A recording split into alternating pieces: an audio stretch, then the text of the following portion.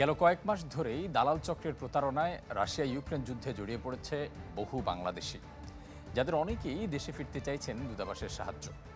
কয়েকজনের অভিযোগ, বারবার যোগাযোগের পরও মিলছে না কাঙ্ক্ষিত সাড়া। এ নিয়ে আরও জানাতে মস্কো থেকে এই মুহূর্তে আমাদের সাথে যুক্ত হচ্ছেন সহকর্মী তারেক মাহমুদ। আমরা যাচ্ছি তার কাছে। তারেক, যেসব বাংলাদেশি আটকা পড়েছেন তাদেরকে ফেরত পাঠাতে বাংলাদেশ দূতাবাস কি কার্যক্রম হাতে নিয়েছে? ধন্যবাদ আপনাকে।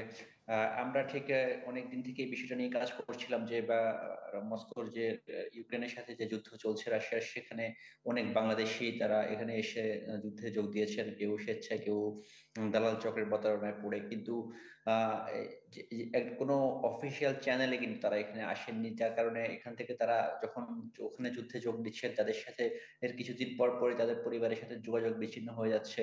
এদের মধ্যে কেউ নিহত হচ্ছেন, কেউ আহত অবস্থায় এখন চিকিৎসাধীন রয়েছেন। কিন্তু যেটি গুরুত্বপূর্ণ বিষয়, তারা ওখান থেকে যে তাদেরকে ফিরিয়ে আনা হবে, এই প্রসেসটা কিন্তু খুবই কঠিন।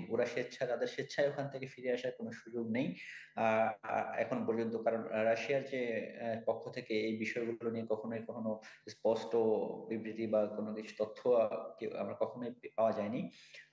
সেখানে বিভিন্ন দেশের লোকজন যুদ্ধে জড়াচ্ছেন, কিন্তু সবারই বলতে গেলে একই অবস্থা। তো তাদের যে ফিরে আসার যে প্রক্রিয়াটা, এটি আসলে যেটি বলছিলাম, খুবই জটিল। এবং একমাত্র এটা যদি দুটি দেশের যে ডিপ্লোম্যাটিক চ্যানেলে আলোচনার মাধ্যমে তাদেরকে ফিরে আনার একটা সুযোগ রয়েছে। কিন্তু আহ, এখন পর্যন্ত এই বিষয়টা নিয়ে বাংলাদেশের আমাদের স্বরাষ্ট্র মন্ত্রণালয় অথবা আমাদের যে দূতাবাস রয়েছে মস্কোতে, বাংলাদেশি দূতাবাস, সেখান থেকে আসলে আমরা কোনো কার্যকর পদক্ষেপ আমরা দেখিনি। আর আমরা বিষয়টা নিয়ে দূতাবাসের সাথে যোগাযোগের চেষ্টা করেছিলাম বেশ কয়েকবার, যেটি আসলে সেটিও দূতাবাস এই বিষয়টা নিয়ে কথা বলতে অনাগ্রহ প্রকাশ করেছেন।